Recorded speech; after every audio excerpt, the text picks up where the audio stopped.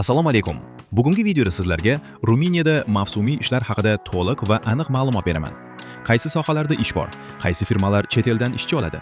Qaysi agentliklar O'rta Osiyo bilan ishlaydi? Qayerdan ishonchli ish topsa bo'ladi? Hujjatlar, viza, yotoqxona va oylik masalalarini hammasini tushuntiraman. Nima uchun aynan Ruminiya? Yevropa Ittifoqi davlati. Qishloq xo'jaligi, ombor, zavod, logistika, qurilishda ishchi kuchi yetishmaydi. Ko'p joyda tajribasiz ham qabul qilishadi. Ingliz tili majburiy emas. Ko'p ishlar uchun rus yoki oddiy muloqot yetadi. Mavsumiy ishlarda yashash joyi ko'pincha beriladi. Qaysi sohalarda mavsumiy ishlar bor? Birinchi, qishloq xo'jaligi. Meva terim, uzum, olma, qulupnay. Issiqxonalar, daladagi ishlash. Maosh oyiga taxminan 700 dan 1200 yevrogacha. Soatbay ham bo'lishi mumkin. Ikkinchi, ombor va logistika. Qadoqlash, yuklash, saralash. Ko'p hollarda tajriba talab qilinmaydi. Uchinchi, zavod va fabrikalar. Oziq-ovqat, plastik, metall, avtomobil qismlari. Navbatchilik, smena asosida. To'rtinchi, qurilish. Yordamchi ishchi, beton, g'isht terish. Tajribaga qarab ish haqi yuqoriroq bo'ladi. Ruminiyada ish e'lonlari joylanadigan saytlar. Rasmiy va yirik ish saytlari: ejobs.ro, bestjobs.eu, hipo.ro, olx.ro, ish bo'limi.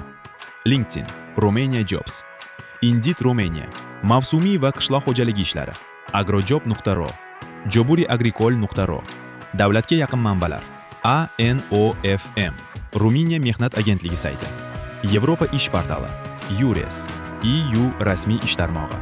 Bu saytlarda seasonal job, agriculture, warehouse, factory worker, construction helper kabi kalit so'zlar bilan qidirishingiz mumkin. O'rta Osiyo bilan ishlaydigan agentliklar haqida.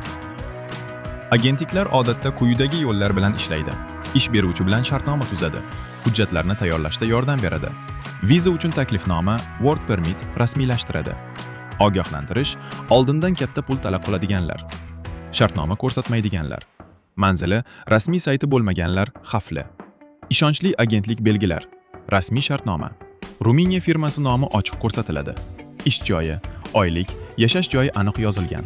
Talablar: til, tajriba, yosh. Til bilimi. Ko'p mavsumiy ishlarda rumin tili shart emas.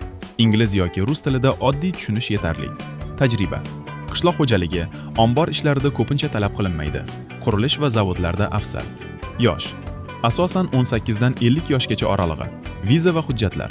Kerakli hujjatlar: xorijga chiqish pasporti, ish taklifnomasi, work permit, mehnat shartnomasi, tibbiy ko'rik, sug'urta, sudlanmaganlik haqida ma'lumot, ariza formasi, viza to'lovi.